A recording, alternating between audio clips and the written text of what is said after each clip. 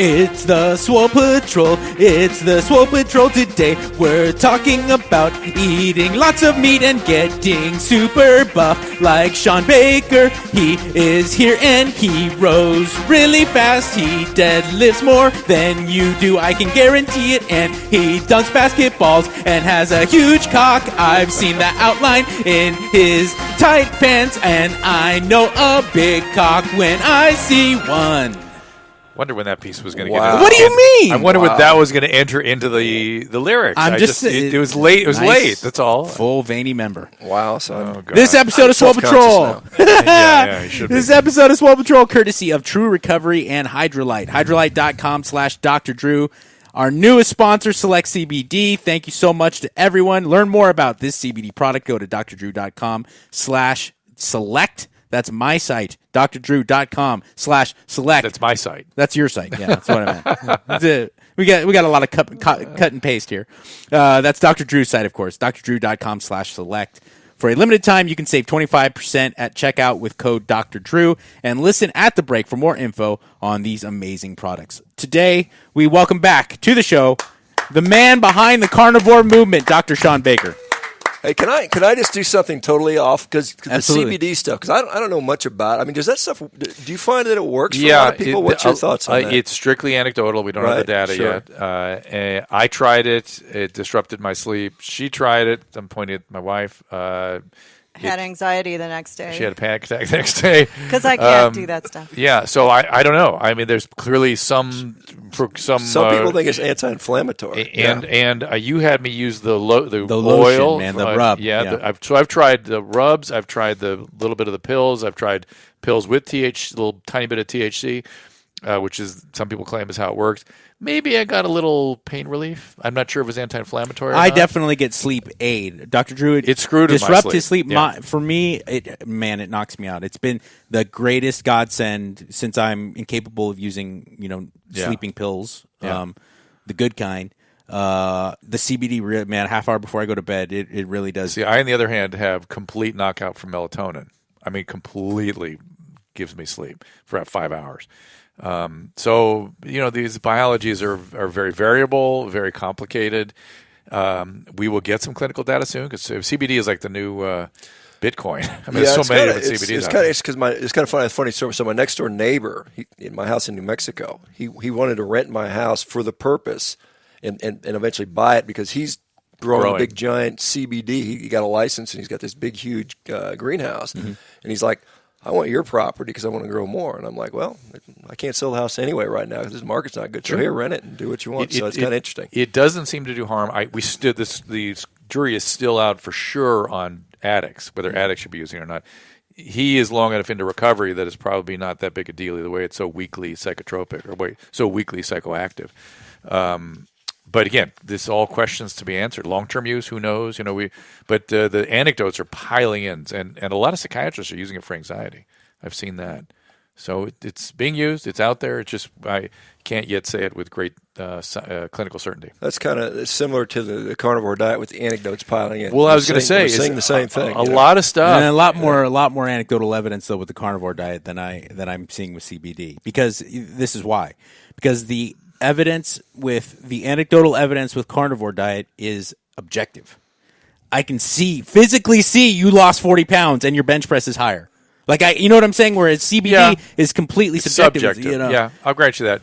And where the other similarity is too is, again, we don't have really long-term data on carnivore, and we definitely don't have long-term data on CBD yet.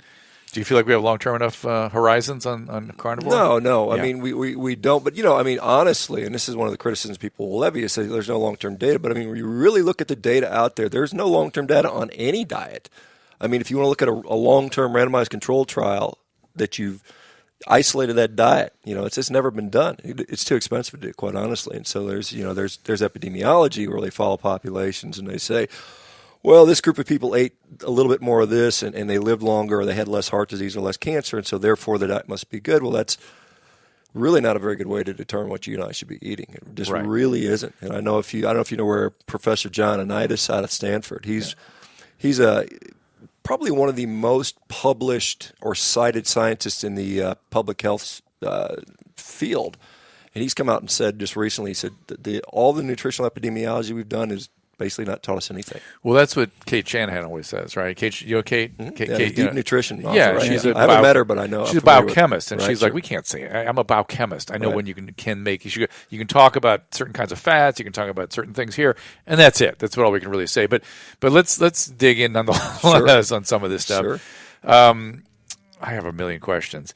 And also, I want to get a little bit into what's Feldman's first name? Dave Feldman. Right, yeah, his stuff. I mean, it's interesting. We interviewed him, and he's trying to make a science. Again, I'm not sure I can reproduce his thinking because it's a mathematical model. I know I fucking can't. Well, it was challenging even talking to him. Yeah, I mean, he favors an energy theory of lipid transport. Basically, I mean, in a nutshell. I mean, I'm sure he went over this, but I mean, it's basically if you are in a relatively nutritionally deprived state, your liver is going to just ship out more fat via free fatty acids, lipoproteins, and then, of course, the cholesterol traffics with it. And then if you're in a relatively nourished state, it does the opposite. So that's why we see this dynamic. You know, if there's a nice study out there that was done on people that want to 1 week fast, and they saw their total cholesterol went up something like, it was between 35 and 70%. Right. So it's just from fasting. So the idea is a feedback loop, right, like many other neuroendocrine kinds of phenomena in the body. So, my experience on I'm not a pure carnivore diet because I just like vegetables too much, and I get palate fatigue relatively easily. But my cholesterol on this essentially carnivore diet, my HDL's never been higher. Right. My LDL, I'm on a statin, so it's pegged right where it always is. My triglycerides have never went way down, way down. And we know that's a favorable, we think that's a favorable ratio. Well, recently there's been a bunch of, I don't know if you saw, I think in the England Journal this week, they have another. I mean, it's again, all these lipid numbers are. But they have another medication to treat triglycerides. They had a long-term multi-year study on a medication lowered triglyceride, much less cardiovascular disease. So I felt like that was a pretty good indication of triglyceride and heart disease. What about glucose? Well, what about glucose? This is Feldman gets deep into that too, doesn't he? Yeah, I mean, again, he talks about this phenomenon of the lean mass hyperresponder, where the profile tends to be they're very lean, they're very, you would think looking at them they're very healthy, and probably quite honestly they are, but they'll tend to run higher HDLs, higher LDLs, lower triglycerides, and their glucose can sometimes trend upwards, particularly if they're utilizing, if they're very active, and there's a. On our podcast, we had an interesting guy named Alessandro Ferretti who deals with a lot of Olympic level athletes, and they did some studies on these guys, and they saw that particularly guys engaged in high sprint-like activities, particularly when they're high training loads, their glucose went up into diabetic levels. They're fasting glucose. And they're ripped. These guys are totally athletic. It's so crazy. So we're seeing So the way I would think about that, I would imagine the body is adapting to stress by being able to deliver through probably not gluconeogenesis so much, but glycogen breakdown from skeletal muscle probably, right? Well, that's the most rapidly available. Well, that's where you want it, right? But then the liver's also going to dump some into the blood. Interestingly, I don't know if you guys know Jason Fung. I don't know if you're. I'm familiar with him, but he's got an interesting book called The Diabetes Code. He talks about what is the pathophysiology of diabetes. Insulin plays a huge role in there. We tend to just not even measure insulin for most people, and it's a very important part. But it's really not the glucose in the blood that's causing the problem; it's the glycation that's occurring in the end organs. Whether it's the retinal vessels in the eye or the renal vessels. When we see the end stage nephropathy, and then also the diabetic peripheral vascular disease, we see all that stuff, and that's because of this glycation that's happening. Interestingly, if we look at fructose, is about 20 times more powerful of a glycating agent than glucose is, and so as we know, our diet is over the last 50 years has included a lot more fructose in the diet via things like high fructose corn syrup. And so that, maybe that has a problem. I think seed oils, I don't know if you paid much attention to seed oils. Kate is big on that. Yeah, that seems to be very problematic. Yeah. And again, if we look at when they were introduced in the human diet, I think it was cottonseed oil back in the late 1800s. Eli Whitney invented the cotton gin, and then they had all this extra stuff, these seeds they had to get rid of, and they didn't know what to do with it. And for a while, it was an industrial lubricant. And then can't remember the name of the guy. It was a German biochemist, I think, and he figured out how to partially hydrogenate. Heinrich Himmler, I believe so. I don't know if it was Himmler, but I can't remember the guy's name. But so then they figured out how to do it. And they said, well, now you can eat that stuff. And then we saw back in the early 1920s, I think, Procter & Gamble bequeathed millions of dollars on the American Heart Association to start promoting Crisco. And, whether that was a good thing or not, I think is debatable. So now I've been on this diet I want to talk a little bit about the anti-inflammatory effects stuff, because I'm hypothesizing and not theorizing. I'm only hypothesizing that the major effect of this diet is it's probably the most efficacious diet for leaning out central obesity. In terms of doing it, not that there are better ways to do it, but in terms of sustaining it. Most diets aren't sustainable, right? This is a highly sustainable diet. Well, it can be. I mean, or at least keto or whatever. That whole zone, you're not hungry, so it's much more. It's much easier to sustain it. And I have found personally that this inflammatory agent, I'm pointing at my abdomen, is successfully reduced and sustained down in a way I've never seen from other diets. And we know this is an inflammatory process, and I wonder if that's certainly if there are any adverse effects of this, say on lipid metabolism, the benefits of the anti-inflammatory component vastly outweigh that, it seems to me. I think I think that's, that concept, that point of what are the risk factors, and you got to put them all together. We can make a diversion into risk of colon cancer, because I think that's an important topic. But with the meat. Yeah, sure. But absolutely, one of the things that occurs, if you're hungry all the time, you're going to cave. You're going to eat. You're going to eat the cupcakes. You're going to eat whatever's in front of you, because it's ubiquitous. So everything we're always surrounded by stuff. So you can say I'm hungry, so I'm going to eat whatever's in front of me. One of the things we know about a carnivore diet is it's higher in protein. Protein, even the people that are diehard calories in, calories out people. I had a debate with a guy named Lane Norton. We had Lane on the show. I had, we and him kind of had a little debate on Mark Bell's podcast, and we talked about that. And we said, look, everyone agrees that if you eat a higher protein diet, that gives you a little bit of a caloric advantage. You can eat, there's some studies show 200-300 calories extra a day without any additional weight gain. In fact, a guy named Jose Antonio, who I'm going to have on my podcast too, is a researcher, has shown that he's had people on the show in his studies where they took 200 grams a day extra protein, and that's 800 calories extra a day, gained no additional weight, gained no additional body fat. They preserve more lean muscle masses. So the protein alone effect, allows you to eat more. So if you can eat more, then that's a good thing. But then the question is, are carbohydrates being low carb, does that have a difference? That's very debatable. Of course, David Ludwig's study out of Harvard just came out in November. I don't know if you saw that. Mm-hmm. They showed that people, this is a $12 million 1-year study that they did, one of the biggest ones ever attempted. They showed that people that were on a low carb diet enjoyed about a 200 calorie or as much as a 400 calorie, depending on their insulin set. If they're very hyperinsulinemic, a 400 calorie benefit from going low carb. And so that's at maintenance. So it does, you're talking about, let me just qualify, 400 calories above your metabolic demands. You could eat you could stay weight stable on 400 extra calories. Extra calories above what your basic metabolic. Well, basically compared to somebody who's on a high carb diet, those people can only had to eat 400 calories that less. Fits intuitively what you're seeing, right? Yeah. And a lot of people, however, I routinely eat about 1,000 calories more than I should in protein. That's a different problem. Well, but it's routinely part of my issue. It is a problem, but it's one that I wanted to bring up. And I don't know about what your take would be on it, Dr. Baker, but for me, if I'm advocating for someone to engage in a lower carb diet, I would like to see them choose fattier cuts of meat as opposed to leaner cuts. And with that said, wouldn't it be You're talking about to help them with appetite? And satiety and But now you're getting to very low carbohydrate diets and ketosis, right? Either way, well, what is Dr. Baker following? Where he says but he was just talking about low carbohydrate at this point, right? Sure. So I'm just saying. With that said, though, if you a guy like you eating 3 pounds of meat in a day, sometimes more, right. Is there how is there not a risk of being hypercaloric when you're eating such calorically dense items? Well, there are people on this diet that can actually gain weight and gain body fat. I've certainly seen it. It's not like it's, unlimited, all-you-can-eat buffet all the time. But for most people, the satiety signal is pretty great. It's tough to eat 3, 4, 5 pounds of meat a day. It really is. I've done it, and I can do that. When I really want to, if I want to gain weight, I'll do that, and I'll have to eat past the point. Like when you're bodybuilding, sure, you got to eat. Eating's your job. You look at these top strongman guys. Oh, these top eating all day. Eating is painful for them. They got to constantly stuff their face to put on muscle. It's hard to do. I've often said when it comes to elite level strength sports, whether it be bodybuilding, whether it be powerlifting, strongman, when you're talking about elite level, the training is a very small issue.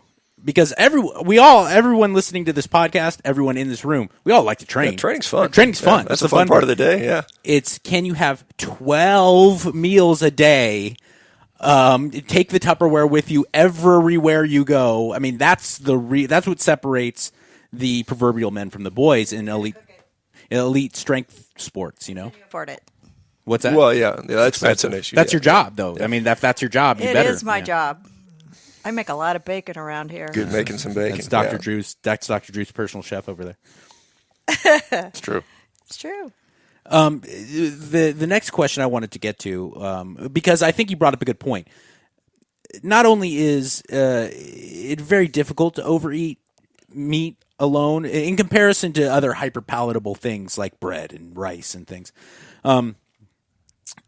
I've found exclusively with carnivore, aside from other ketogenic diets, there's something magical that happens with carnivore-only athletes that other keto athletes I've seen, and this is just me anecdotally. I train with countless guys in jiu-jitsu, Muay Thai, sometimes in CrossFit, things like that have tried a ketogenic diet and have failed because they just don't have the glycolytic capacity to do anaerobic things. Wait. What lets them know that they've failed? They literally cannot do it. Do what? What is it they want to do? You get on a C2 rower and go and sprint on it. You run up a hill fast. You throw a punch. They should be able to keep doing that. It seems very difficult in given. Can they take a little bit of carbohydrate before training? That's what lower carb athletes do. Yeah. Is they eat their carbs around training. Sure. I'm talking about a ketogenic Full diet. ketosis. A ketogenic diet for an athlete, not an endurance athlete, not just a power lifter. Right. Someone who does stuff fast. They seem to have problems doing that. But there's countless carnivore dieters that I've seen flourish in things like yourself with the C2 rower, BJJ athletes. You have now a New Zealand All Black athlete that Owen Franks, he's doing it. He's that's an incredibly anaerobically demanding sport. That's not just slight jogging; you're sprinting a lot, and he seems to be able to not only manage it but again flourish. But maybe that's because they're eating above their metabolic demands, and some of that's being converted to glucose, right? Well, I think two things with this. Traditionally, a ketogenic diet, people have been told to really limit their protein. It's really limit the protein. I think for athletes, that's probably not enough protein. I think certainly as we get older, just as a normal human being, we need upper protein levels. I know there's people that will debate about that, but I think that's pretty clear. I'm going to tell you, I'm not much about I've always been very skeptical of enhancing your immune function, but Mike will tell you in terms of increasing my protein intake. I used to be more in sort of plant-based, more intermittent fasting. How many times a year would I get sick? 7, 8. I've not been sick once since I started this thing. Yeah, there was and so maybe it's that I was suppressing my immune system before, and now I'm normalized it. Whatever, it's better. It's just better. It was kind of an informal survey done in the UK, and they found that people on a plant-based diet were sick twice as often as other people. And that's not pure science, but it was out there. But back to the point about the athletics. I think the higher protein just supports the muscular activity, but I think it also probably lends itself to more efficient gluconeogenesis, which I then think allows you to restore your glycogen stores more effectively. Gotcha. I think and there's an amino acid glucose transfer too, right? Alanine can go right straight to glucose, can it? Something like that. Leucine. Leucine is important for muscle building, but I mean there are a number of gluconeogenic not just gluconeogenic, but there's one thing. There's like a carbon transfer that goes straight over. Yeah, I don't know. I don't remember that either. Yeah. Quite unfortunately, but yeah, I mean I think there is.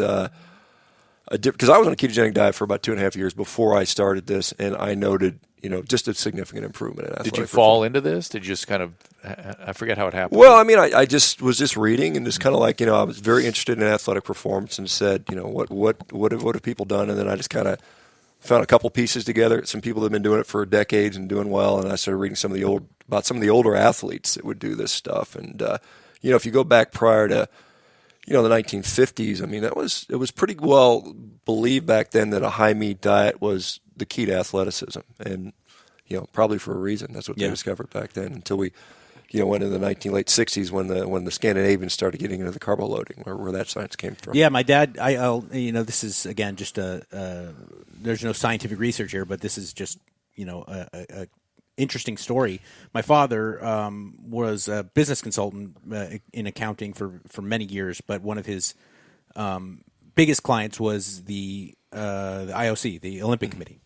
So he would work very closely with Olympic athletes every 4 years. For 30 years, my dad was doing that.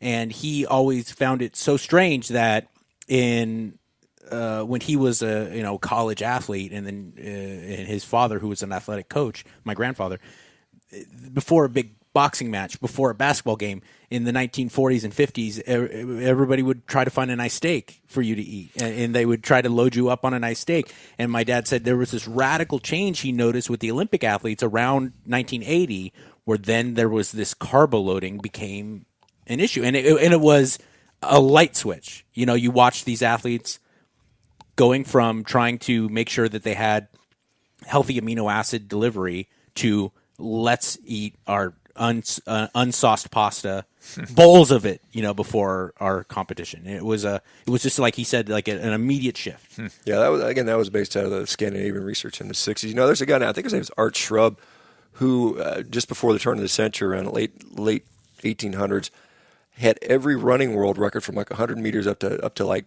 I think it was a 10-mile run or a 10,000-meter run. I can't remember what it was, but he owned all those, and he was almost on a strict carnivore diet.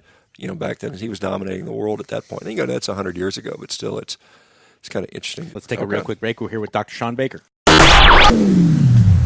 If you or someone you care about is dealing with addiction, you know that finding a treatment option that works for you can be extremely frustrating. The truth is, every patient's needs are different and constantly evolving. The people behind True Recovery in Orange County, California realize that effective care can't be one size fits all. This is why they've developed a comprehensive range of treatments that can address all facets of drug and alcohol addiction. True Recovery's master-level clinicians maintain small caseloads, allowing them to truly personalize their care. They offer individualized treatment plans from resident to outpatient, always with a holistic approach and a focus on accountability.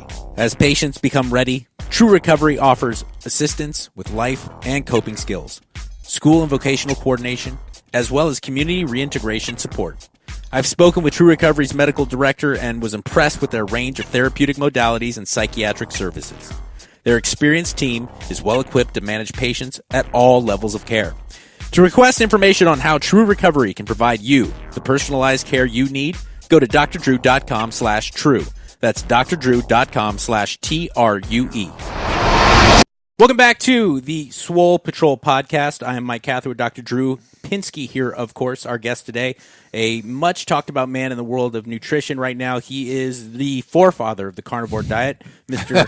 You ever think he'd be a forefather? He really is. Anybody who knows anything about carnivore, even if you hear anything about it, your name will come up. I'm definitely one of the vocal proponents, but this goes back to Dr. Salisbury in the 1860s was promoting this diet. The Salisbury steak has got his name on that, and there were guys like Blake Donaldson.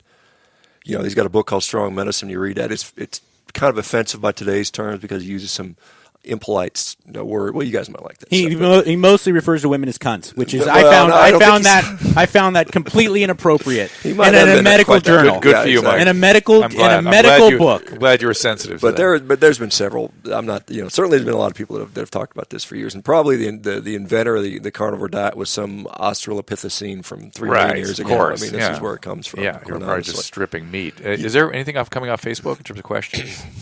Well, Glenn Watson wants to know what your favorite arm workout is, and he put three fires next to it. Mine or Shawn's? It's got to be for both of you two. Drew. I got these pipe cleaners over here. You two both have the gigantic. I'm sure you're probably Somebody like me. likes your arms, Drew. Arms that's a genetic thing. I do 6 sets max a week. Yeah, I mean, sometimes I'll run the rack on some biceps curls, and I'll start with like 90s and work my ways down to 50s. I like very concentrated lifting, Yeah. and so that's a very concentrated lift, so it feels good. I like it, but I don't do much of it. Yeah, I don't do too much of that stuff. Most of my stuff is a lot of functional type stuff: rowing, jumping, sprinting, throwing medicine balls. I See, mean, these guys got me into the heavier lifting again. The deadlifts. No, that's important. I mean, that's your metabolic capital going forward. Oh, you're an orthopedist. You can look at my shoulder for me. Look at that. Enough about Dr. Drew's personal needs. No, we do this on the air because I got a shoulder issue, man. It's not good. I thought it was a rotator cuff to start with. No, I need an orthopedist. Do you want to look at it? Well, speaking of Dr. Drew's personal personal problems. Sure. Since he's adopted almost carnivore diet, I mean, pretty much. You know what? I feel best when I'm actually on the carnivore. How much do you eat? I don't have it in me to measure and okay, that's fine. I mean, I'll eat a couple eggs in the morning, sometimes with some meat of some type. Sure. I'll bring some bacon with me. I'll bring some salami with me. I'll bring some a hamburger with me, and that will be the day. And then the evening, what would you say we eat in the evening typically? For a while there was steak. We're gonna eat again. We've sort of done more. I'm tired of liberalization the last couple of weeks certainly. I cook you pork. Yeah, pork. She did 20 pounds of pork. Wow. we put into little bags, and I just pull that out and take that to work with me instead. Nice. Yeah, I'm going to do corned beef next. I just don't have the. Is that okay? Corned beef? Yeah, that's fine. Yeah, because I want to make corned beef hash. I eat the Onnit elk bars. Does Onnit make an elk bar? I don't know. Good one. Okay. And really that is satiating. Yeah, because I think that is a appetite suppressant. That's good. Yeah. And when I'm traveling and stuff, I'll just bring that along. And it's very I'm not, it's not my life. Is this stuff? It's just it started as an experiment. Sure. He's allowed to eat chicken too, right? You can eat. This isn't a religious thing. It's about finding what works for you. It was at the beginning. He ate nothing but red. No, but meat. Red. Well, there's a lot of people who eat raw meat too. It's kind of interesting in this, but I mean, I think the ultimate deal is it's about results. It's if you want to contrast, because some people say, well, it's just like veganism. I say, well, veganism is more ideology based, and but for me, if you want to eat 90% carnivore or whatever, I think the point of that is probably humans do well on a meat-based diet. Yep. I mean, he stays meat-based. We went on vacation. We were on a cruise, and he stuck with it pretty well there too. I was surprised. I gained a bunch of weight on that though. Yeah, but you find, we drank and you ate, and but still you did a lot better than I expected. Well, I have no problem because I have no problem with it. It's easy. I like it. It's easy. I feel great. I like how within 3 days I felt like 80% better. My sleep changed. A lot of stuff changed. I was like, I don't want to lose this, and so I've sort of been. That's one of the reasons I've stuck with it. I'm afraid to go back. Well, it gives you a baseline and it gives you a contrast, and so like there's many people. This is an interesting thing. There are many people that do this, and probably. I don't know how for however long this goes, and hopefully it'll go for a long time, but people will try it. Many people will do it, and then they'll end up sort of what you're doing. Yeah, they'll be mostly carnivore, and they'll say, well, I want to have a plate of raspberries, or I want to have He doesn't this eat and fruit. Well, but I mean, I'm doing a lot of vegetables. But I mean, do you like avocados and stuff like that? Yes. I mean, avocados are fruit technically. I mean, Yeah, so I mean, so the low sugar fruits. Probably if we think, vegetables is interesting because we revere vegetables right now. It's the vegetables we consider them the panacea. Cheese.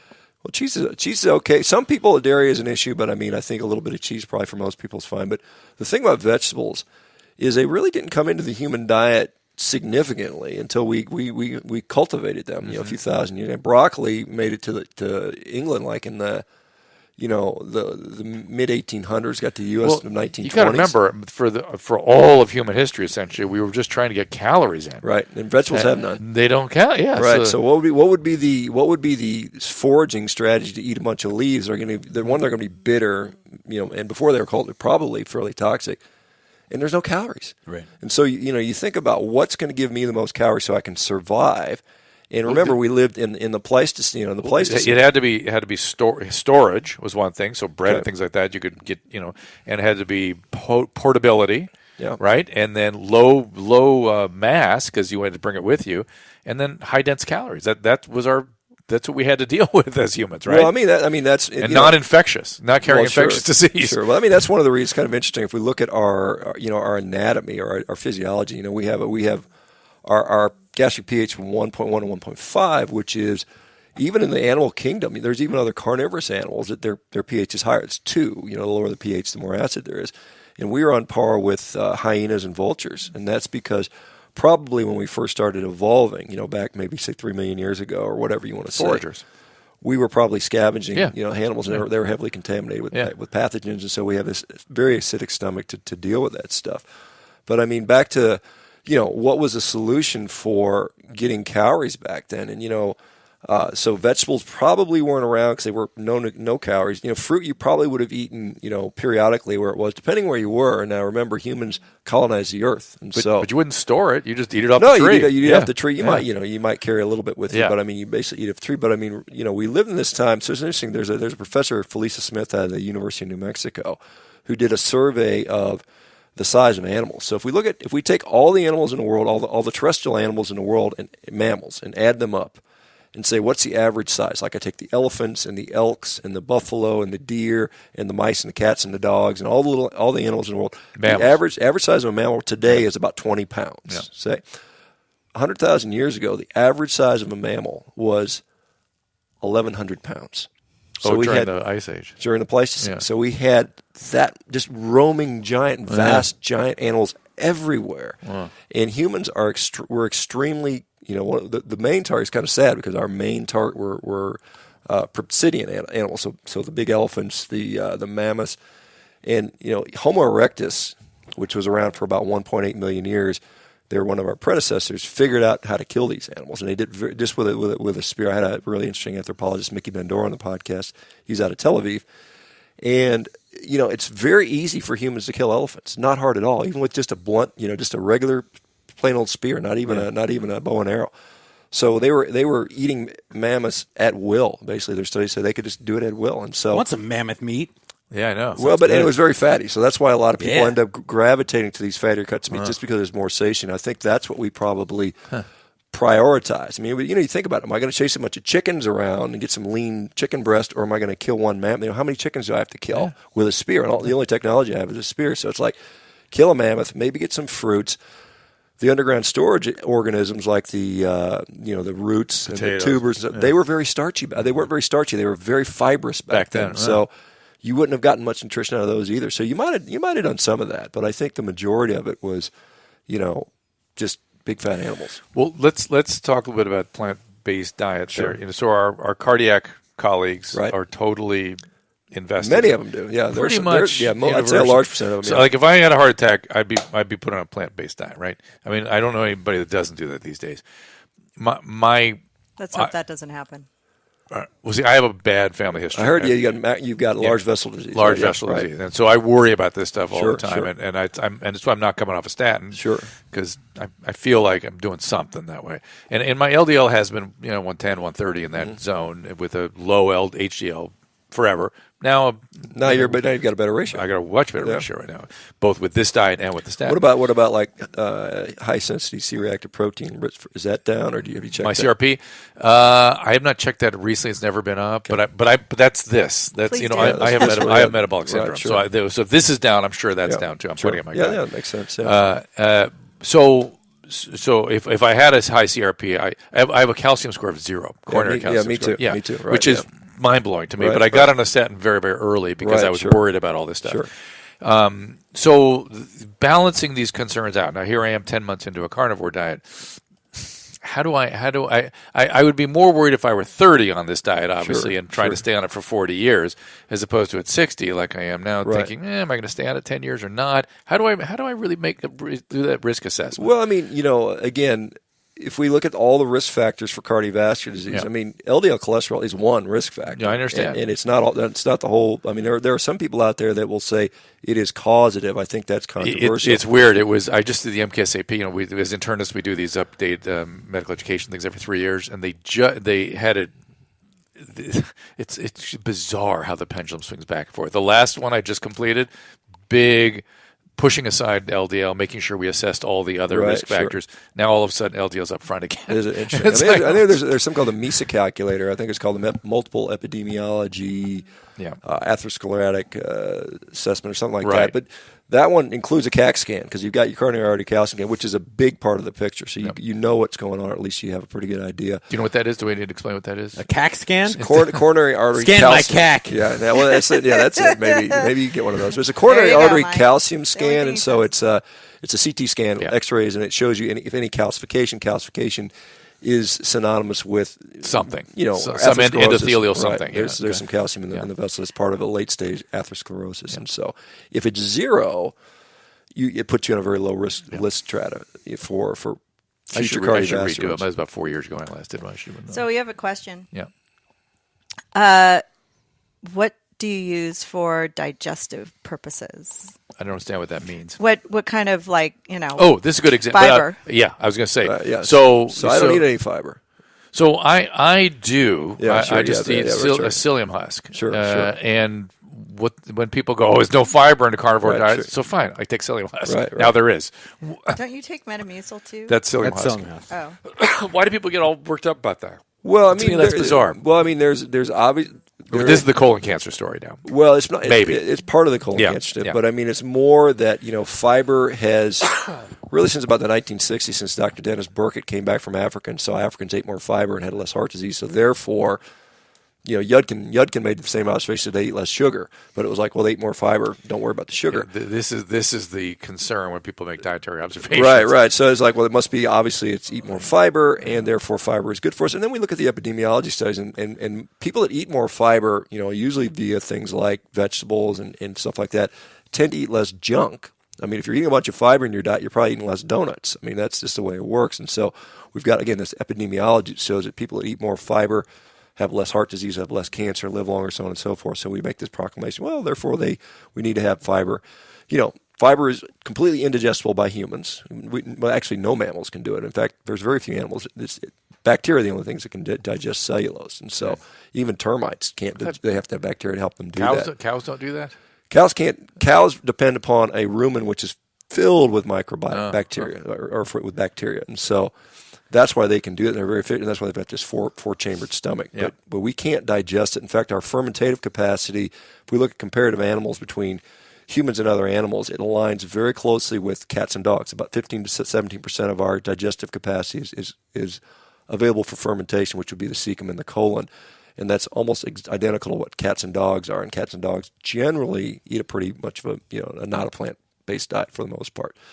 But fiber, again, all this epidemiology, which I believe, and I think a lot of people find is not particularly helpful, saying that you should eat fiber. But there are some studies out there that will show that if you eat a fiber in your diet, you'll have less blood glucose excursion, which makes sense. If you eat an apple versus drinking a big bunch of apple juice, you'll have less of a blood glucose swing, which is a good thing.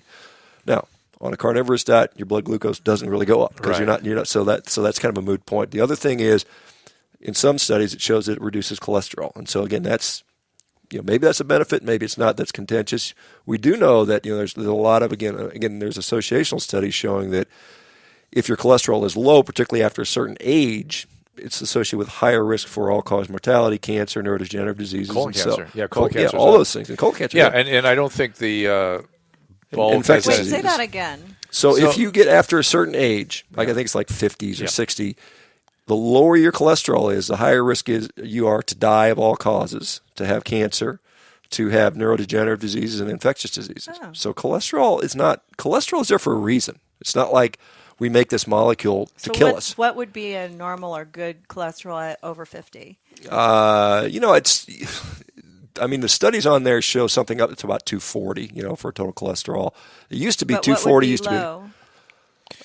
In those original studies, it was an LDL below 150 or below back then. Yeah, now they want it below 100. Yeah. And so it's I beg your pardon. The LDL were very low, like 60 or 50. They were super low. That they started seeing the colon cancer risk go up. Okay. Yeah, super low. Yeah, sure. But some people say it's reverse causation. They'll say, well, you already have cancer, and that's why your cholesterol is getting used up. But there was a recent study. It was a 20. But do you have to have the gene too? Well, there's probably a lot of things going on. Again, this is the problem that people have, and we become very myopic on focusing on one biomarker. And the problem is we're complex systems. In human beings, you can't just say, well, your LDL cholesterol is high, therefore you're at risk for heart disease. No, you have to say, what was my coronary artery calcium scan? What's my insulin status? Am I diabetic? Do I have diabetic pathophysiology? What's my level of inflammation? What do my triglycerides and HDL look like? I mean, there's what is my visceral fat load? What is my exercise capacity? What does my lean muscle mass look like? All of those things together are what you're going to look at. So you can't just pull one risk factor out, because you could say, okay, well, I can lower my cholesterol, by going on a plant-based diet. But guess what? My triglycerides may go up higher. Guess what? I may lose muscle mass. Guess what? I may gain visceral body fat. Right. I may, So I think the visceral body fat is a key. I think that's important. a bigger deal sure. than we know. No, it sure that's is. My sense of it is as somebody who goes up and down with that stuff. Right, sure. You feel better. I mean, it's inflammatory. And this Yep. is interesting. This is just an aside, but we know, I think Stephen Guyenet had a nice paper in 2015 that shows, again, this is back to the seed oil stuff, that Americans over the last 50 years have seen something like a 40% increase in their own body fat concentrations of omega-6 fatty acids, which we get from all these, soybean oil and safflower oil and corn oil that we've been eating for years and years. And it sits around in our tissues and it stays in there for several years.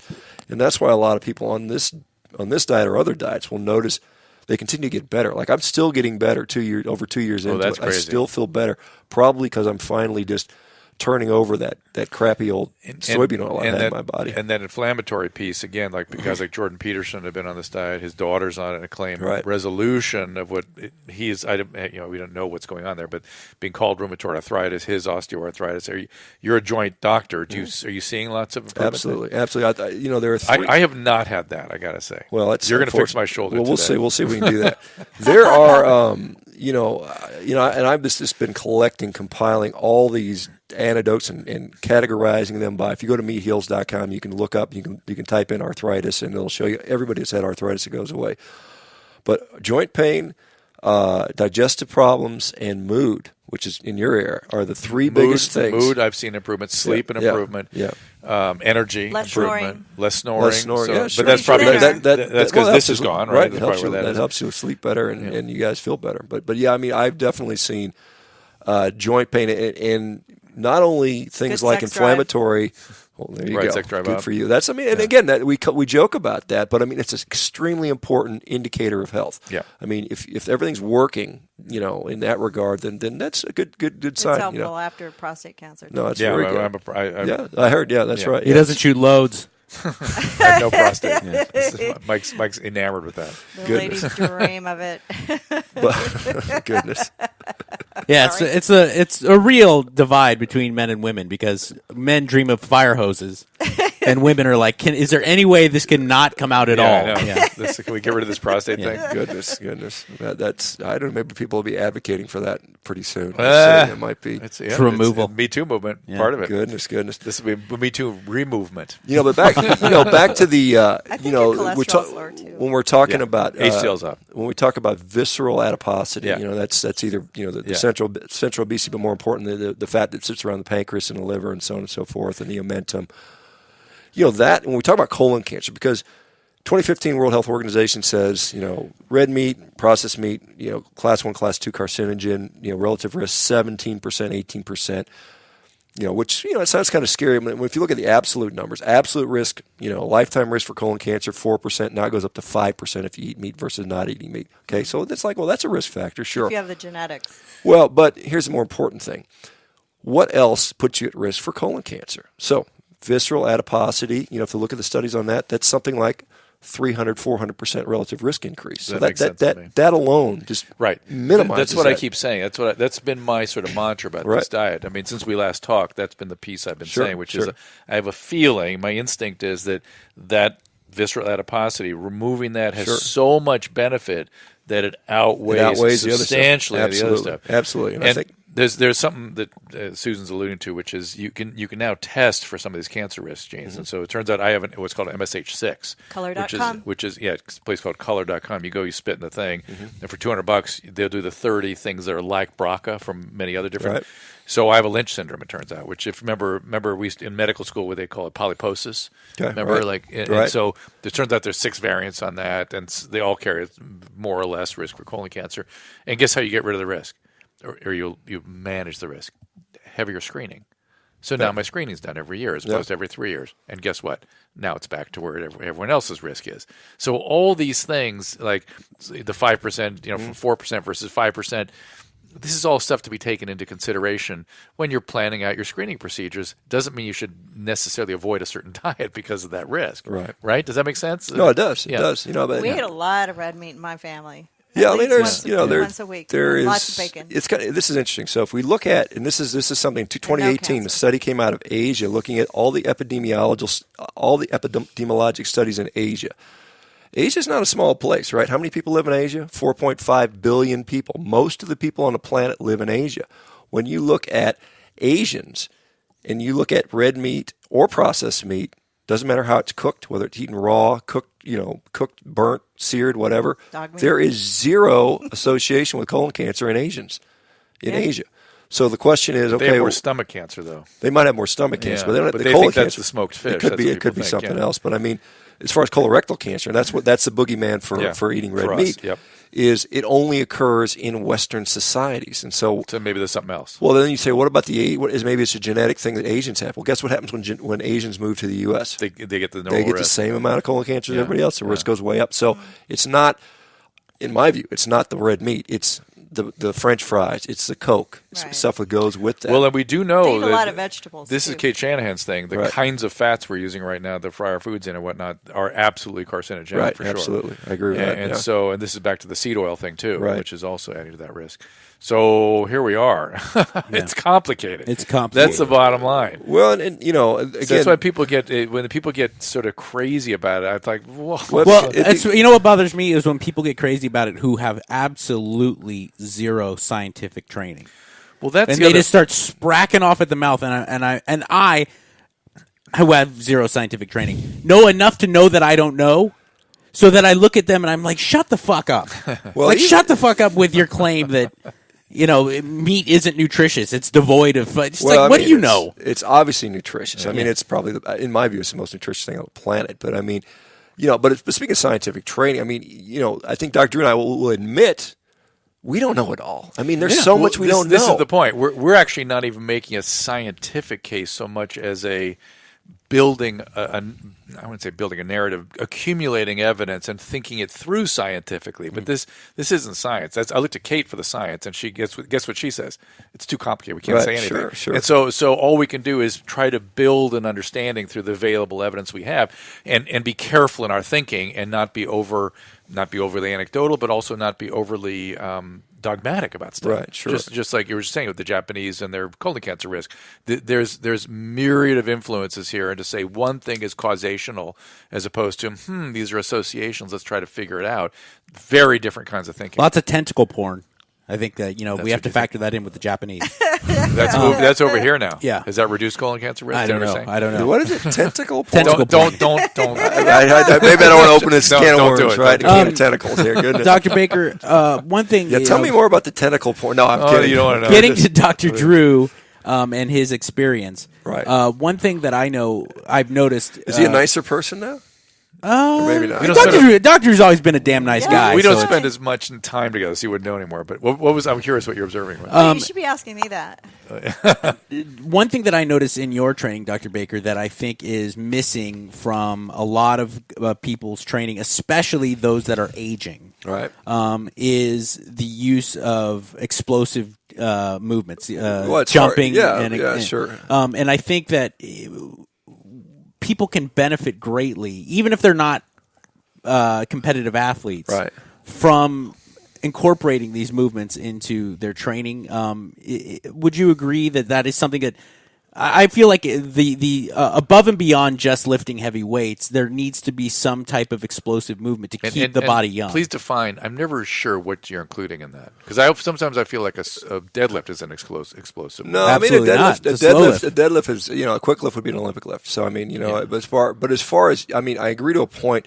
I do think it's important to preserve that. I mean I can't tell you how many guys 45, 50, 60 years old pull their bicep off, pop their Achilles tendon, you have to sew them back.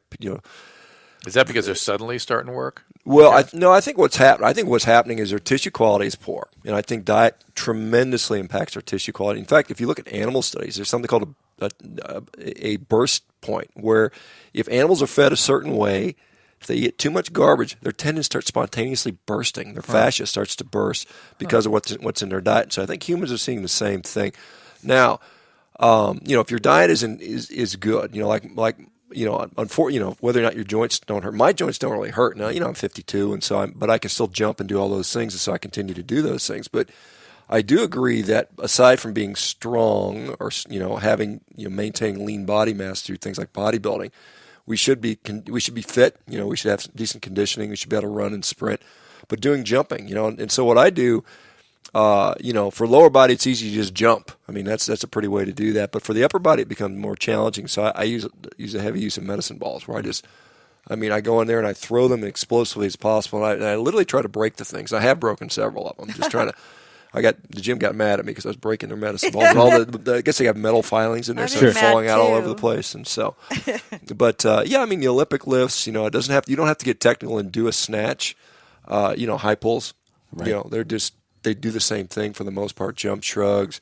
Jumping rope is something that's just a basic athletic skill, and I think that's something that because I see that as being so deficient. I know plenty of guys, working out at Gold's Gym in Venice Beach. Right, there's plenty of guys that are 50 plus that can lift heavy. Right, sure. But they walk like Quasimodo, and they have trouble getting upstairs. Right, sure. And I think that it's just an important something that I've noticed almost exclusively in your training that I think should be used more often, and part of everybody's protocol is these medicine ball movements, jumping, skipping rope, things that are incorporating movement and preserving those movement patterns. Well, we got to look at why are we training? Are we training for a bodybuilding competition, or are we training to live? And I tend to fall more in the latter. My arms are so damn long. I'd never bodybuilt, but I think that is an important point. But again, we'll go to guys like Ronnie Coleman. Ronnie Coleman, was arguably one of the greatest bodybuilders ever to live, right? Easily, yeah. And now he's an invalid. He's well, a lot of them are dead. Well, a lot of them are dead and stuff. Steroids, there's steroids, but then there's the same thing. Maybe it's a diet that has an impact. Even I don't know. Do you remember Clarence Bass? I do. Oh yes. So Clarence Bass, both of his hips replaced. Now, granted, he's an older guy, but again, you always wonder back. Maybe a high carb diet caused joint wear up, because that's the one thing that I've seen, and I don't necessarily demonize all carbohydrates. I don't necessarily think the carbohydrate molecule is a problem. I think what it's sort of complex with, and so certain foods, particularly a lot of our modern foods, the refined grains, the seed oils, all that stuff, how that comes, that's problematic. But for other people, it's if we look at certain, most plants in the wild will kill you if you eat them. The majority of them, 98% of the plant material on Earth you cannot eat. It will make you sick or you'll die. And people are, it's natural. It's natural. Yeah, that's there to defend the plant. But you don't eat it. But even the stuff we take, like caffeine. Caffeine what is the purpose of caffeine in a plant? It's an insecticide. That's why caffeine exists, to kill bugs. It's not for your benefit to taste good, but this is a reality of this stuff. People get all excited about drinking their spinach and kale smoothies, but there's a lot of oxalates in there. Oxalates, the number one cause of kidney stones are oxalates, and so you got to look at this stuff and say, okay, there's phytonutrients, there's antioxidants, but first of all, antioxidants probably don't even work. Right. Exogenous ones, they don't. Certainly, if they're vitamins, they're of no benefit and potentially harmful. At least the studies look at that. But people are like, well, I'm going to get the goji berry, I'm going to get the thing that's full of antioxidants. Well, the human body has its own antioxidant system that we design. We have glutathione, we have superoxide dismutase, and all these other powerful antioxidants that work very well for us in the amount we're supposed to need. And incidentally, on a low carbohydrate diet, your endogenous antioxidants go up, which is something a lot of people don't know that. So if you're on a low carbohydrate diet, your glutathione levels will go up. So maybe that's why I'm not getting sick. Potentially. We don't know. There's also some of the role that we think the cholesterol may play a role in immune defenses. And that makes sense. But the point. But back to your point about let's mitigate all risk factors. And so for you, going on a carnivore or a carnivore style diet has caused your visceral fat to go away. Probably the most important thing. You'll possibly, arguably, certainly. Your triglycerides to plummet, your HDL to go up. Your LDL is being held in check by a statin. Mm-hmm. So you could say, well, if I didn't have the statin, maybe it would go up. Maybe it would double. Who perhaps. Cares? I'm on the statin. But that may be just all you got to do to mitigate that. Yeah. And so there's but there's people that will say statins cause problems. They cause muscle aches. There's I've been on it for 12, 14 years. So it's and by the way, I'm on the half of the lowest dose of Vytorin. Sure. Okay. And it's like nothing. It's nothing. What's it? Nothing. Right. Sure. And it just pounded my cholesterol down. It went from 130 to 70, just within a few weeks. So, and it may be, it'd be interesting to see if maybe the diet even makes it that much easier to do that, perhaps. Hard to say. Everything's easier on this diet, that's for sure. That's for sure. Beating off? It's about the same. About the same. Okay. Yeah. So Yeah. yeah, he doesn't do that. He doesn't need to. Okay, so somebody wants to know about protein shakes, which we've talked about before on the show. Sure. Go ahead. And any recommendations for good protein shakes besides blending a piece of meat up? Piece of meat. You had the protein bars you made me look up last time. Yeah, I did. She wants to know about shakes.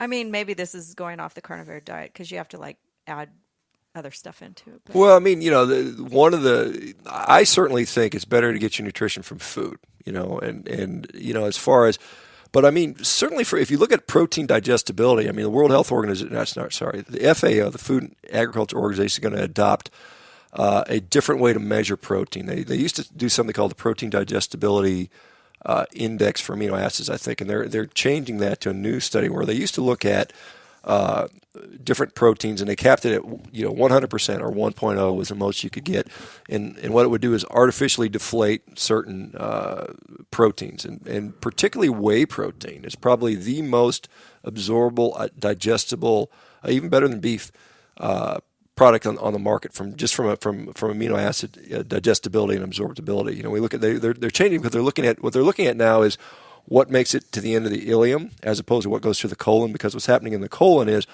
a lot of the protein is being the bacteria are contributing to the protein there, and so it's throwing the really calculations. Absorbing protein in the colon, are you? No, not really. But I mean, I mean, what it's doing is it's changing it. It's changing their measurements. Yeah. It's not really doing what's because protein is absorbed in the ileum, or in the small intestine, jejunum, ileum, duodenum, probably mostly in the distal parts. But so they're changing it, and they're showing that now animal proteins are even more effective. The best plant protein is probably soy, but soy has its own issues. There's protease inhibitors. Some people don't like the. I heard soy helps you gain weight. I'm not sure on that one. I guess if you ate enough of it. I heard it's estrogenic. Yeah. Well, I mean, that's a knock because it's phytoestrogens, and that's debatable. I mean, there's people that strongly believe it gives you moobs, man boobs, and all that stuff. But whether that's true or not, I don't know. But I do know that when we've looked at ileostomy patients, soy protein versus beef, we see that soy protein doesn't get absorbed as much. It's coming out of the ileum. So it's coming out of the ileum, getting into the large intestine. So for the people that say that protein causes issues with regard to colon cancer because of protein, cadaverine and putrescine are things that are products of protein fermentation and may be problematic. Well, guess what? Soy protein is more likely to do so than beef protein would be. So that argument to me again becomes kind of silly. All right, we got to take a quick break. Let's talk about CBD. It's pretty much everywhere today, and it's a topic that I get asked about a lot. My bottom line on CBD, although there are way more claims than clinical evidence right now, many people are using it and reporting great results, and that is very, very encouraging. I want to first define exactly what I'm talking about here. CBD, or cannabidiol, is an extract from hemp. And while you might associate it with marijuana, CBD is the non-psychoactive component of hemp. It's also what's responsible for the calming or relaxing effects many people experience, not the high. Now, about the products. There are a ton of products on the market today. Forgetting the vast array of reported health benefits, it's important to be aware of what you're buying. I was recently introduced to a company called Select CBD, an Oregon-based company that focuses on high-quality ingredients and manufacturing standards, not on hype. Their CBD-based products are available in a wide range of formulations and flavors, each of which is clearly described so you can make an informed decision without all the promises that sound way too good to be true. Like I said, the reported benefits of CBD are very compelling, and I'm pretty excited to see how things develop as science catches up with this booming industry. So, if you're ready to try CBD, I encourage you to check out Select CBD. To learn more, go to drdrew.com/select. That's drdrew.com/SELECT. For a limited time, you can save 25% at checkout with code DRDREW. That's code Dr. Drew. Don't let those dropping temperatures fool you. It's just as easy to get dehydrated in winter as it is in summer. The cool air tends to get us working harder when we're exercising or playing sports, and that's when it happens. Once you fall behind, water and sports drinks simply don't do a good job of getting you rehydrated. I strongly suggest you stay hydrated and stay ahead of the hydration game with Hydrolyte. The best way to stay hydrated is with a proper balance of sodium, glucose, and water. And Hydrolyte does this better than anything else I've tried. Everyone here swears by it, and I've been recommending it to all my friends and family for over a year now. Hydrolyte comes in great flavors like orange, berry, and lemonade, and is available as a pre-mixed drink, a powder, or my personal preference, the effervescent tablets you can simply drop into a glass or bottle of water. I literally don't leave home without them. Compared to sports drinks, Hydrolyte delivers up to 4 times the electrolytes with 75% less sugar. Hydrolyte solutions are appropriate for all ages, and each bottle or package includes easy-to-follow dosing instructions. You can find Hydrolyte at Rite Aid or at hydrolyte.com/DRDREW. That's hydrolyte.com/Dr. Drew. For a limited time, listeners can save 30% on Hydrolyte. Just click the banner on drdrew.com and use code DRDREW18 at checkout. That's hydrolyte.com/Dr. Drew and use code DRDREW18. Dr. Drew 18. All right, it is the Swole Patrol. Our guest today, Dr. Shawn Baker. Go to meatheals.com. How do you continue to hold, not only, I don't want to say hold such a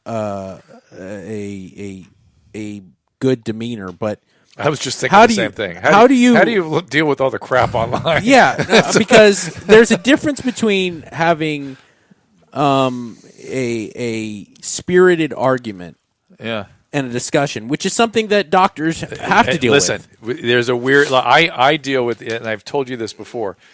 There's religiosity around addiction and addiction treatment too, and I'm not talking about 12-step. I'm just talking about. I've had discussions with psychiatrists where I thought to myself, you're a psychiatrist and you're talking like you're an evangelical Christian about how you approach a patient. It's just, we're just having a discussion, and this is what we find in diet all over the place. Well, especially with vegans, that you take on a tremendous onslaught constantly of people not even questioning you or arguing with you, just talking shit. Do you want to put the licensing thing? Yeah, we can talk about that.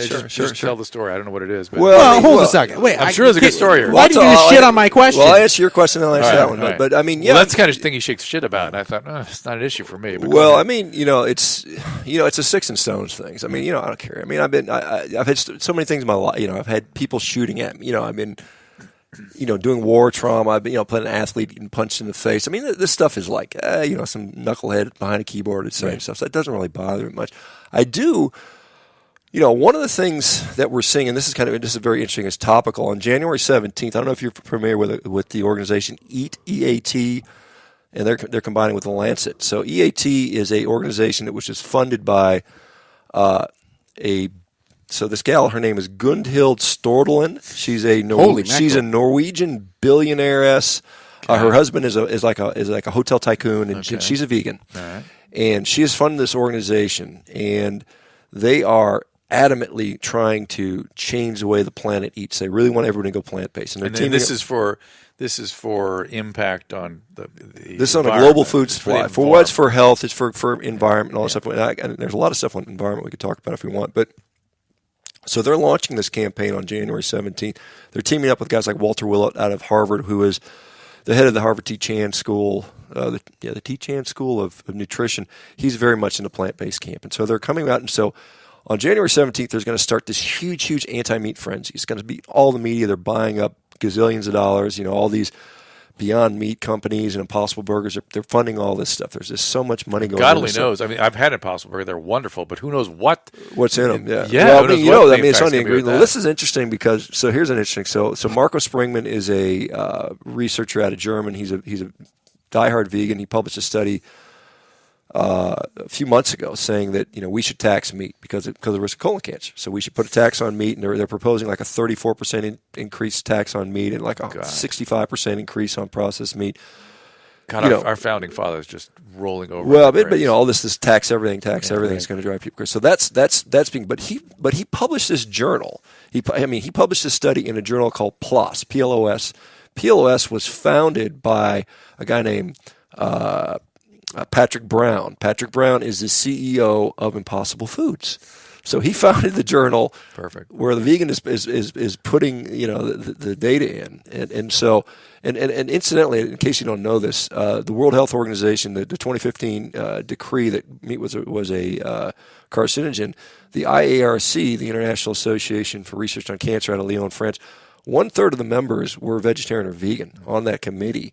And it wasn't a unanimous decision. There were a lot of dissenting votes, and one of the problems was they said we need to declare our diet, and they said no, we're not going to do that. We don't think that's relevant. So we've got all this sort of conflicted stuff going in there. It's not science. So there's a lot of religion, but the point is there's a lot of religion out there, and one of the problems is, and this is one of the things because I am certainly not shy about calling what I call bullshit. I said this is absolute, and I say that very very frequently. Sometimes I antagonize the vegans just because it's entertaining sometimes, and not that this is what's misconstrued.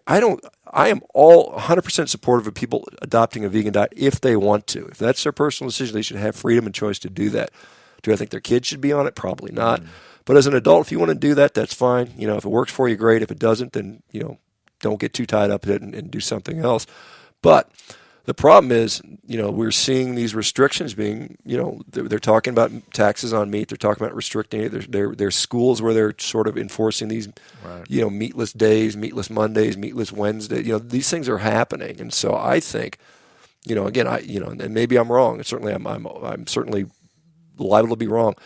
But if we take this out of the diet and we mandate that, I think we're going in the wrong direction. And basically, we know what happens when you take meat out of the diet. We just, it's not that everybody starts eating beans and lentils and kale. What happens is you just eat more processed crap. That's what's been happening. When animal, if we look at the animal fat consumption over the last 70 years, it's plummeted. At the same time, the processed food consumption has gone up because what happens is you're hungry. When you take animal fat out of your diet, you get hungry. And guess what happens? You're not going to replace it with kale. Kale's not going to fill you up. So what are you going to replace it with? You're going to eat it. You're going to replace it with bars, processed bars or donuts or whatever. And so this is what's going to happen. We're going to go more and more. Make a steak right now. We're going to go more and more processed food. I'm getting very He's hungry. talking about this. I went to In-N-Out on the way here. I had an extra bit of time. I drove up too early. You need to make one of those steaks. Do you like the lettuce wrap? I don't eat the lettuce, but I just grab the meat. I just tell them, hey, it's cook me up 12 meat patties. So 12 meat patties. But that's you ordered 12. But In-N-Out's only 8 ounce. They're only 1/8 of an ounce patty. So right. So you ordered 4 4x4s or something. Well, it's just 12. Wait, 1/8 of an ounce? No, they're 1/8 of a pound. 1/8 of a pound. Okay, so 8 of them make a pound. For their so 2 ounces. Yeah, they're 2 ounces. So I love it. So they're only. Do you put anything on it or just? I like some salt typically, and I'm not worried about salt. But I mean, I don't know if your thoughts about salt. Do you get but, a Diet Coke or anything? I get a water typically. You're I don't worry about salt. Pure. Oh my god. Yeah, but I mean, but it's 1.5 pounds, and and I had a ribeye and 6 eggs for breakfast. And I'll have another. Ribeye is. Do you like ribeye? Ribeye is. That's the supreme. That's the supreme meat. Well, this is the thing because again, we were used to hunting these big fatty mammoth animals, and that's what we and it's hard to get that now, and so that's why I can't eat it because I always gain weight because I'm not. Oh, somebody asked, if you're not lifting weights, is it a good diet? Like I'm very sedentary because I work in the tech world and media. So most of the people in modern times that have eaten this diet did not come to it from weightlifting. I'm kind of one of the first guys that sort of populated as kind of more of an athletic guy. Most of the people that discovered this were friggin' desperate. They were sick wrecks. They had autoimmune diseases, digestive diseases, metabolic syndrome. They were just, and they banded together and they started figuring this out. And this is how I discovered them. So most of the people that originally started this diet were just sick, out of shape, fat people didn't exercise, and they worked well for them for solving those problems. Would it work for me if I really went for it? Because I feel like I gain weight when I eat bacon all day. Well, I mean, so again, calories still count on this diet. You can't just say they don't count, but you tend to get, particularly if you eat a little more higher protein. So maybe not. Don't choose bacon. Choose maybe T-bones or something like that. I have to have calorie. Like I can't have more than 1,200 calories a day, or I won't lose weight. So why would you want to live on 1,200 calories a day? Well, that's starvation. But I'm fine. I like it. Well, if you like it, you got to have muscle. You got to maintain muscle mass. 1,200 calories of bacon alone. That's like 6 pieces. 60 grams of protein. I used to do that on my birthday every year when I was a kid. Yeah, but I'm saying 1,200 grams of sirloin, 1,200 calories calories of sirloin, that's Yeah. 120 That's like a pound. grams of That's protein, like a pound you of know? meat there. I mean, Yeah. you're That's- looking at a pound of meat to get 1,200 more than calories. You just need pound to of- make better choices. No, I with just eat white meat. So I mean, if I were you, I would say eat a pound and a half of red meat a day. I just eat white meat when I'm trying to lose weight. If I can maintain with Yeah. red meat, but I can't lose How do you weight. feel though on white meat? I feel fine. Okay, well if it I mean, works I for have you, if my it own- works for Dr. you. Drew's been delivering the white meat for 40 years now. But there is a really heartwarming mention here from Bo, and she said Bo may be a guy, or I'm not sure, but Dr. Drew Carnivore cured my Lyme disease symptoms, autoimmune, after 25 years. Awesome. Wow. Awesome. So that's a I'd imagine you're seeing good Testimonial. results. That's another. I would see you probably see a lot of testimonials, positive stuff, and again, you science guys, correct me if I'm out of my league here, but things with like Crohn's disease and stuff. Yeah, that's one of the things. In fact, there's actually some literature published on Crohn's disease and the carnivore diet. So there's a group out of Europe called the Paleomedicina Group, and I think they've put about 5,000 people through this, and they've gotten very good results. Well, you're certainly not eating any gluten, and a lot of them complain. Right. They Yeah, report but they it's, have gluten it's- improvements. yeah, so. I mean it's a very good elimination diet. And there's people that talk about that, and again, this is another. If we look at risks for colon cancer, inflammatory bowel disease, huge risk. I mean, it increases your risk by like 3,000% if you have Crohn's or ulcerative colitis, and so. What I'm seeing very commonly is people go on this diet and their ulcerative colitis goes away, their Crohn's disease goes away, which is remarkable. Crazy, yeah. And so, I mean, and it may take them 6 months or something like that, but that is something that is crazy. Because if you look at the normal treatment, a bunch of corticosteroids, a bunch of immunomodulating drugs, not expensive medications, Humira. messes up your immune system. It puts you at high risk for other cancers. Lymphomas. So it's not. If the choice is I'm going to take a drug that costs me $3,000 a month and increases my risk for lymphoma versus I'm going to eat steaks every day. I'll buy $3,000 worth of And bread. increase my colon cancer risk from 4% to 5%. Right. While my risk from Crohn's disease goes down by 3,000%. So right. See, it's these competing factors that most people don't know how to think about. Right. Yeah. That makes it.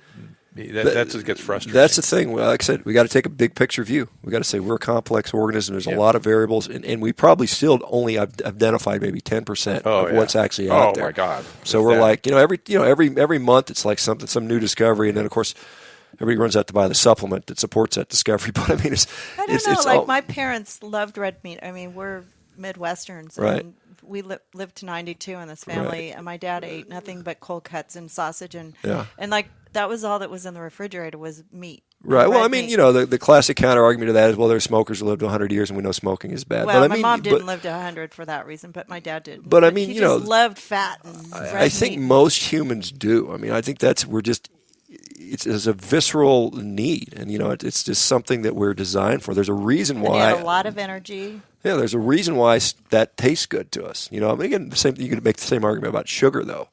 The problem is the sugar we eat today, the form of sugar. We might have got a little fruit back then.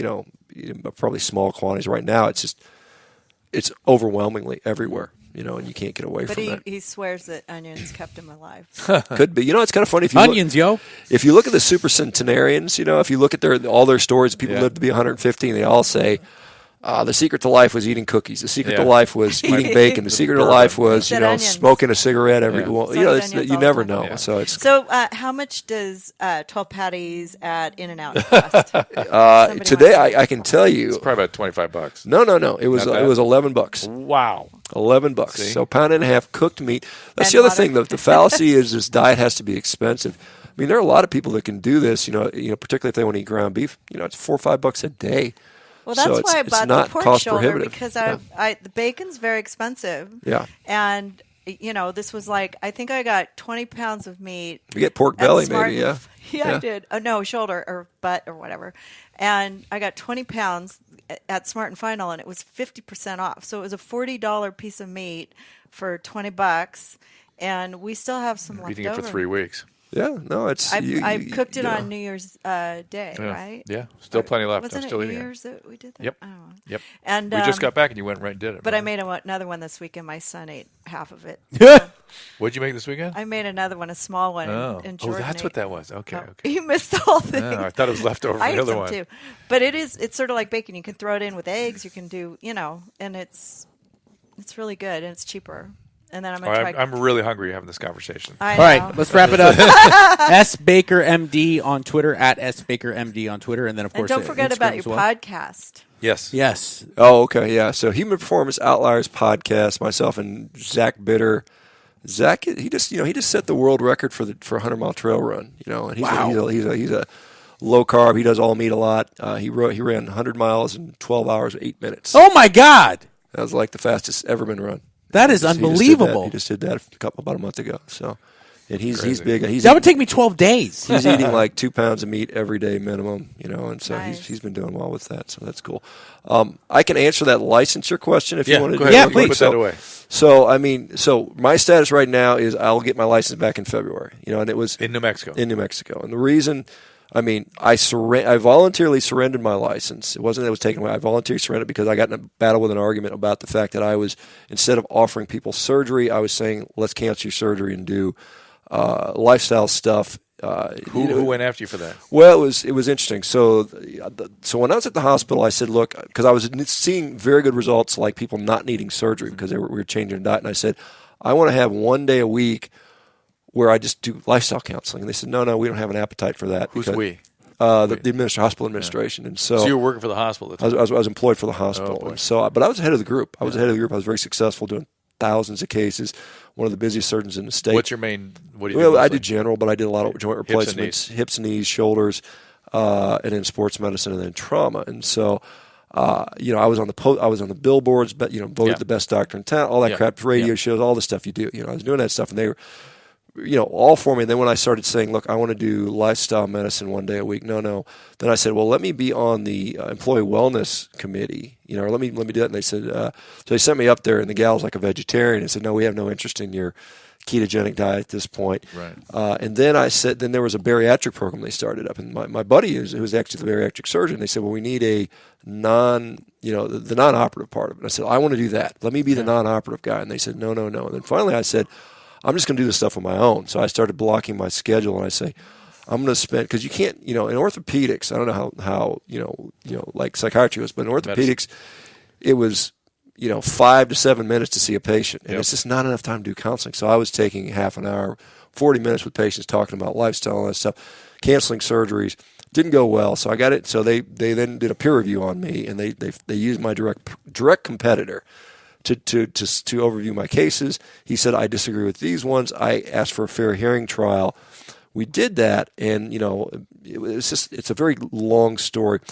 But basically, at the end of it, they said, we agree with you. The cases you did were fine. The patients, there's nothing wrong with the patients, but we found that you're giving the patients too much choice in their care, which is bizarre to me. They would say, it's not. They say, well, it's not all you can. It's not a menu that the patients can choose from. Did the American Academy of Orthopedics come to your defense at all, or no? I didn't involve those guys, but I didn't have I got a lawyer after I'd already been suspended from the hospital, which is too late, which I should have done it before. Yeah. But anyway, what happened was the state said, okay, look, we've got he said, she said, this is what you said, this is what the hospital says. Yeah.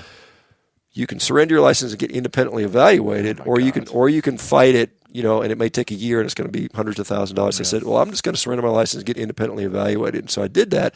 I went up to Denver, this place called CPEP, which is a place that does that. They evaluated me, said, there's totally nothing wrong with you. There's nothing wrong with you. Go back to practice. And so they sent that back into the state. They said, okay, you reapply, and we'll give you your license back. And so that's what I did. And so in February, I should have that back. So, but it was a 3-year.